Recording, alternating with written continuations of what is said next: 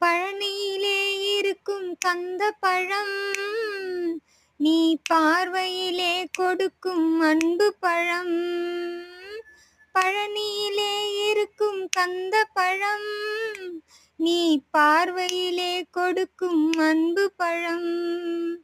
பழமுதிர் சோலையில் முதிர்ந்த பழம், பழமுதிர் சோலையில் முதிர்ந்த பழம். பக்தி பசியோடு வருவோர்க்கு ஞான பழம், பக்தி பசியோடு வருவோர்க்கு ஞான பழம். திருப்பரங்குன்றத்தில் நீ சிரித்தால் முருகா, திருத்தணி மலை மீது எதிரொலிக்கும்.